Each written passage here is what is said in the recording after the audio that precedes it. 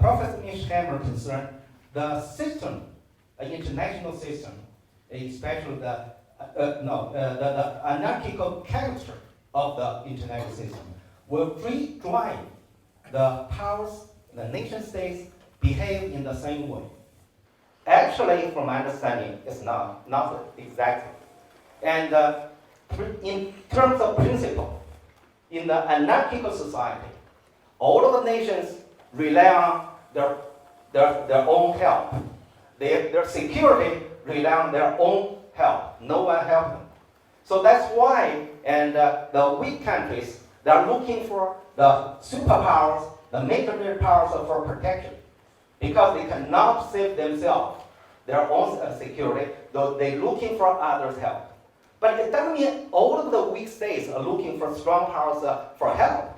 For instance, North Korea is not looking for anyone's help, right? He purely rely on themselves. So you cannot believe that in the same system, all of the actors will behave exactly the same.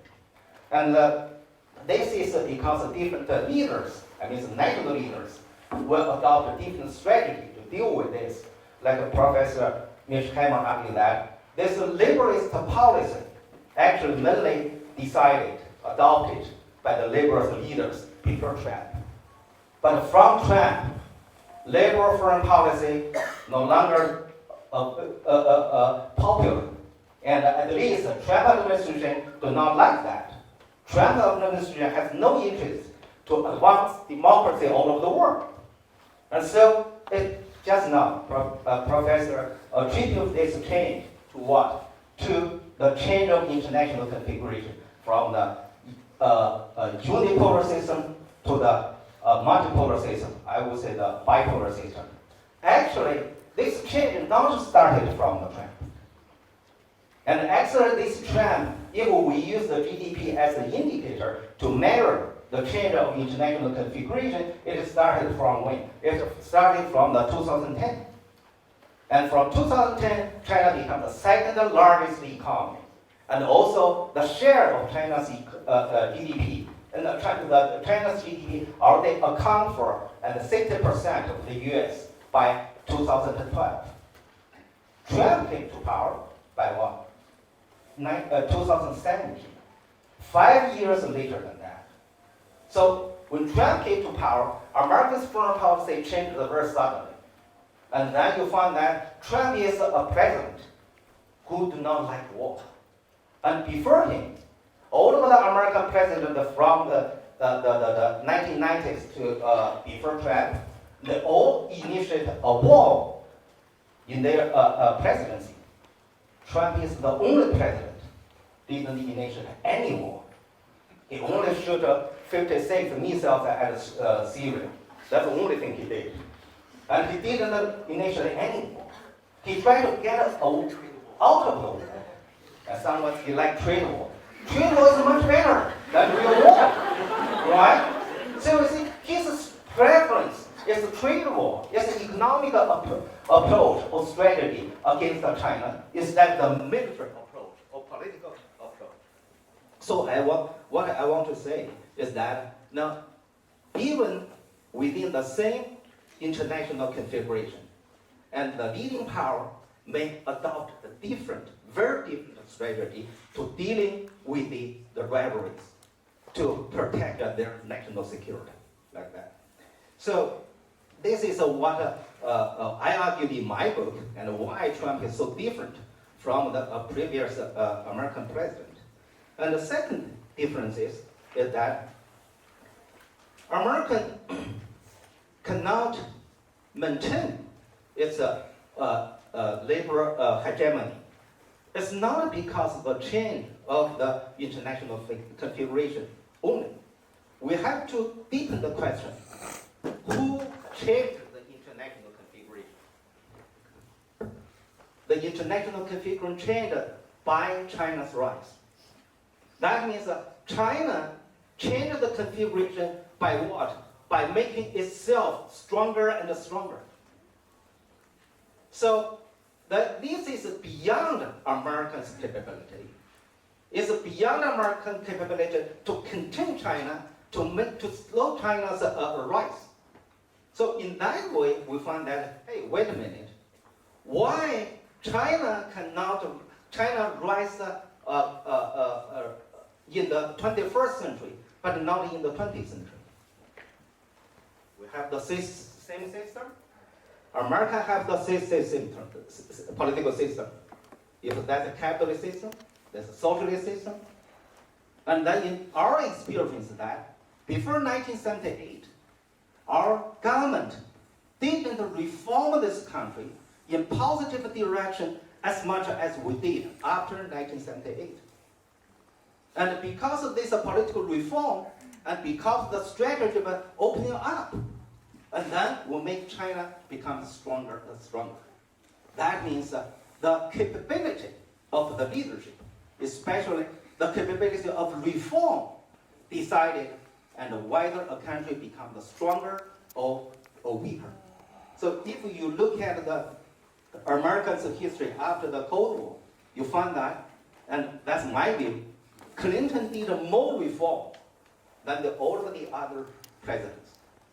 The other president didn't change very much, and like Clinton did during his presidency.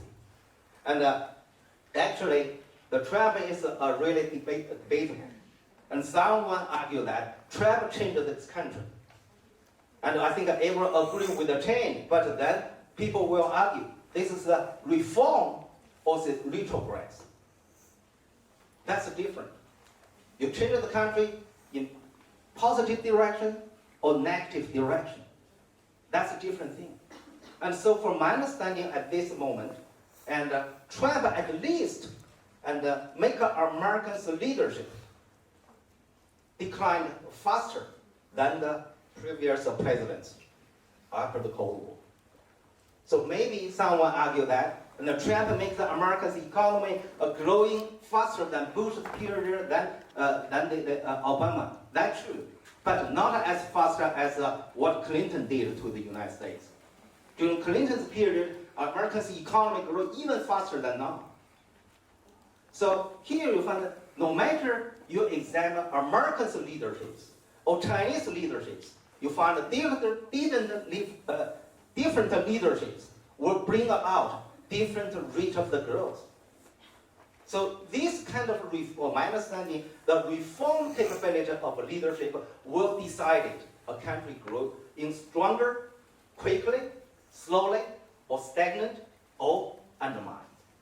So in this case, you find that this is another difference between me and Mearsheimer. The last difference is, I want to say, is about the role of ideology. I cannot agree with Professor Mearsheimer more about this argument that the liberalism cannot make the world safe. The liberalism cannot make the world from less wars. And the liberalism and go to the liberalism cannot save the world. Actually, I will make one step further. Not only liberalism. I don't think any ideology can save the world. I don't think any ism can make the world safe. You find that, right? And the war not only happened between the liberalism, just now we have the 4 cases, and also the war between the Muslims in the Middle East today, every day. They have the same religion. Then you find there's a war between the Russia and Georgia. They have the same religion. And when Huntington argued about the conflicts of civilization, actually the conflict within or the intra-civilization, even worse, even dangerous, even horrible. And so the same, once we have war with Vietnam, we're all communist countries. So I don't think any ideology have that kind of function to prevent war between the countries who share the same ideology. Ideology do not have that function. So I make one step further from Mr. Cameron. He only argued that liberalism do not have that role. For my argument is that no ideology has a role like that. Okay, finally, I will spend a few minutes on about how to manage the competition between China and the U.S. And I think the competition between China and U.S. will become the major issue of the world. And it will have the largest impact on the international politics. I don't think any companies, any competition, and have the impact on the world like this between China and the U.S. First, if we want to manage this competition, like what we can do, and we should adopt a realist theory to look at our relationship. That means admit it. The core of the relationship between China and the U.S. is a competition. It's not cooperation. Like Professor Mearsheimer argues, and the things good for goose is good for gander, right? And I would say that actually the same. For China and the U.S., both sides have to agree on this. Okay, the competition between us and it's the core of our relationship. Why we should admit it, the competition between us? Only when we admit it, the competition is the core of our relationship, then you will seriously consider how to manage the competition. If you deny that, if you say, no, there's no competition. Competition is a byproduct. The core of a relation is the cooperation. You will never seriously consider how to manage the competition. You don't think the competition is a really big issue. It's more important than cooperation. Only when we agree that competition is more important than cooperation, then you give the first priority to manage it. The second, that both sides must be concerned. And because we're all realists and we're also nationalists, so we can say every country's foreign policy is driven by national interests. We have to admit that.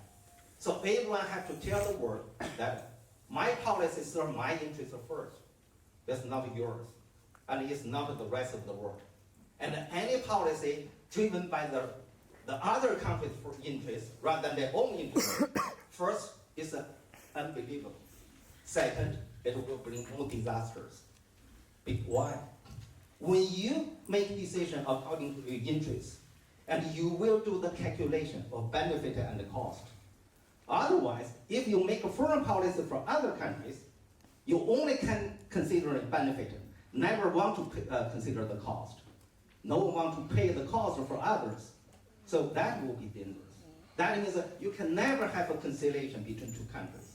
Only two countries concern their own interests, do the calculation very carefully about the benefit and the cost, and then they will know what we should do and what the other side can tolerate. So final point is that. Now for managing China and U.S. relationship, do not only need to very careful calculation about the benefit and the cost, and also must consider the transparency of a tolerance. We must consider how much the other side can tolerate, how much damage and the other side can tolerate from the damage I made to the other side, and they can tolerate. Otherwise, if any side go beyond that, it's a very possibly cause to transfer the trade war to what? To real war. Okay, I think I stop here. Thank you very much.